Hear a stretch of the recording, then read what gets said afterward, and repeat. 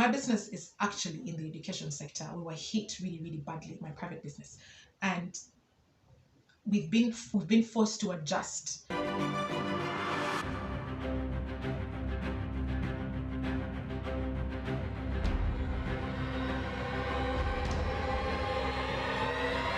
Hi guys, Zuria Nagajakar here. Welcome back to my channel. If you're new here, please subscribe. If you've been here before, welcome back.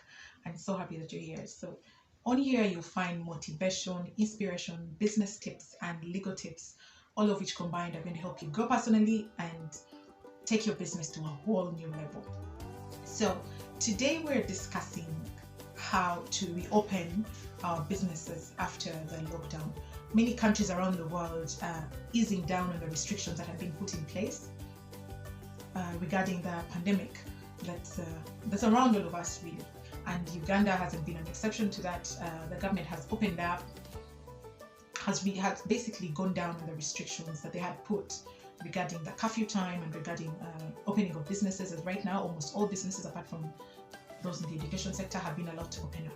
So today we're going to look at a checklist that you need to have and things that you need to look at in order to plan for reopening your business safely and protecting not only yourself but your customers and your employees. Now, the first thing we need to do is to assess our finances. You need to create a cash flow forecast for your business at least until the end of the year. As a small business owner, it's very important for you to know how much money you have or how much money you expect to receive that's going to enable you maybe go through the year or go through the next few months. And in order to do this, you need to create a cash flow forecast. This is going to allow you to estimate, realistic estimation of how much money you hope to be coming in and how much, maybe if you have some pending orders in your business and you expect a payment to be coming in soon, you have some pending orders for the next few months. So it's important to create a cash flow forecast for at least this period until the end of the year. It's always advisable for it to be 12 months, but you could do it for just until the end of the year as our businesses get back to stabilizing. So it's important to have a cash flow forecast that is realistic. And then to add to this, you need to find ways to reduce your costs. You need to find ways to cut your business expenses.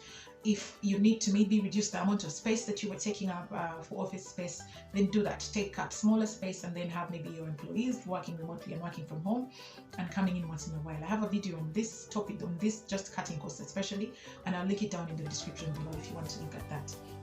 Then another thing is you need to find new ways. You need to find ways to increase the revenue coming into your business. It may not be the obvious thing that you're doing. You may be in maybe a fashion business and you want to scale. You may not be able to scale this up at the moment, but to be able to know that you can add some revenue streams to support this business is very important.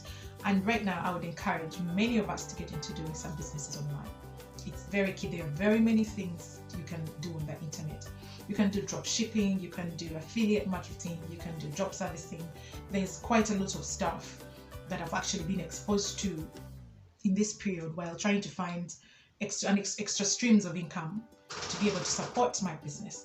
My business is actually in the education sector. We were hit really, really badly, my private business, and we've been forced to adjust to find new ways to be able to support our staff during this very tough period, take care of their housing and all the things that we do without necessarily shutting down our businesses. So it's really important for you to find different ways to add revenue streams to your business. And then another thing, still under assessing your finances, it's very important to communicate with your landlords, with your vendors, with maybe lenders, to negotiate payments, to negotiate different schedules on how you're going to pay the money that you owe these different people, on maybe have now like the landlords maybe cut down on the costs. Like, you need to have discussions with these people to be able to help you plan better and to be able to improve, to make it easy for you to look at the other cash flow forecast that we talked about. So if you have discussions with them and you know that you have a payment plan like this, this one has maybe allowed to reduce some of these costs, this one has extended the payment period, it's going to allow you to plan better for your business. And then another thing is you have to estimate the increased costs, because there's some costs that you probably didn't have before that are going to be in your business right now.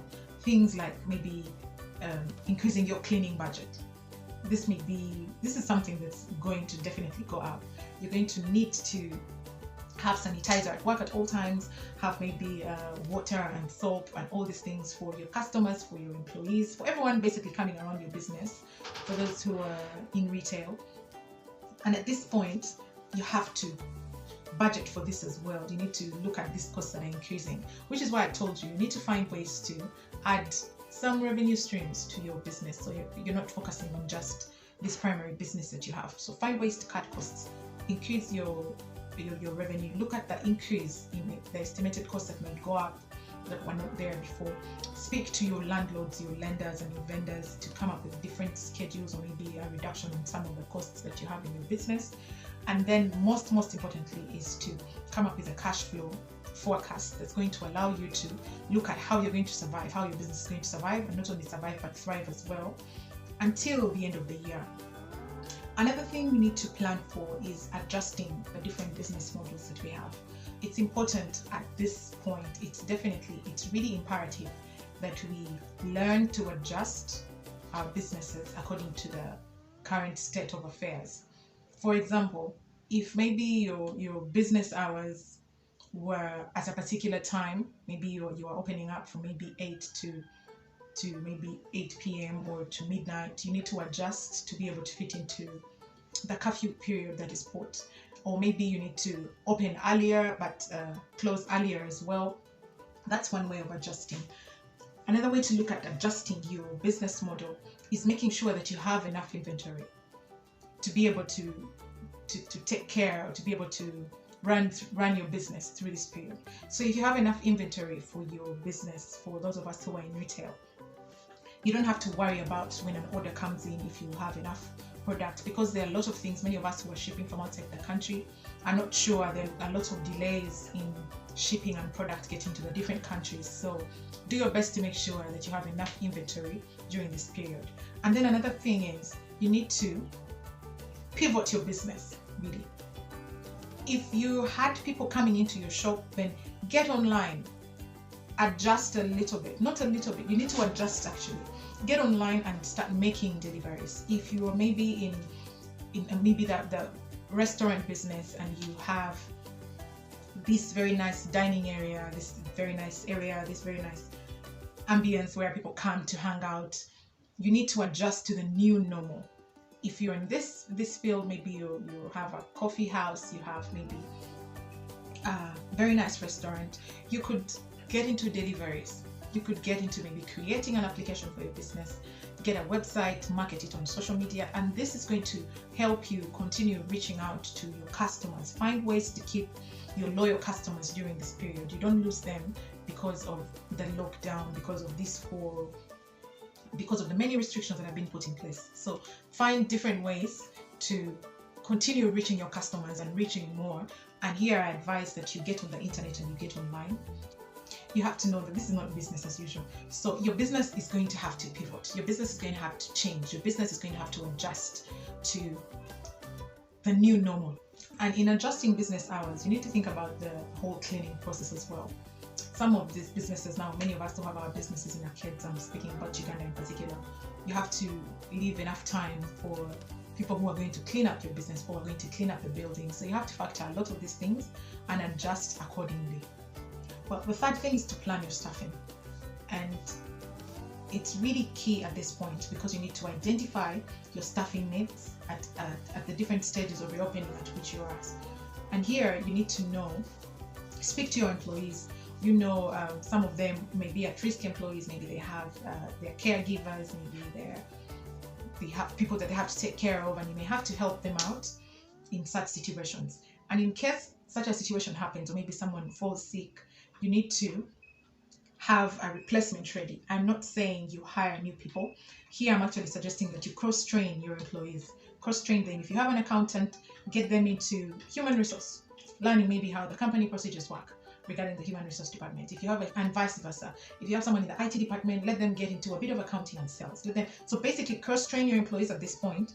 So just in case there is an issue of understaffing at a particular time, someone can easily take over wherever the other person has left a gap. That's really, really key. And then you have to be careful not to infringe these employees' rights. You have to know that you're not infringing any of the employment laws in this period. So have discussions with the employees if you're going to have to make changes to their contracts of employment. If you're going to have, all these things have to be done with consent from both parties. So it's really important that you have discussions with your employees, have discussions with a lawyer who is going to help you know and follow the different guidelines in order not to break any laws or to step on anyone's toes that will bring an issue to your business in the near future. And then you need to create a business continuity plan. It's very important. This is really key that you plan for another, in case a bad thing happens, in case another lockdown happens, in case you need to know how will my business continue, how will my business thrive in case we are locked back up again. Am I looking for different ways to reach out to different customers in case we are shut down?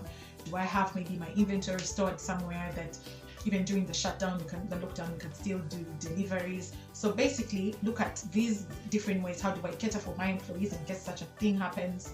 So you need to have a business continuity plan.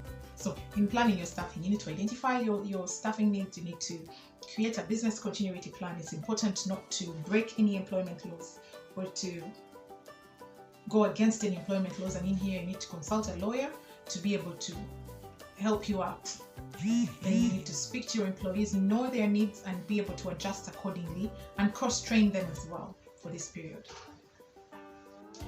And then finally, you need to educate yourself. As a business owner, you need to know the different regulations in place that are relating to this whole pandemic situation, the different laws that have been put in place, the different guidelines, so that you're sure that you're not breaking any. And here, I would encourage you to have maybe a member of your team managing these regulations, making sure that everything is in order, everything is in place.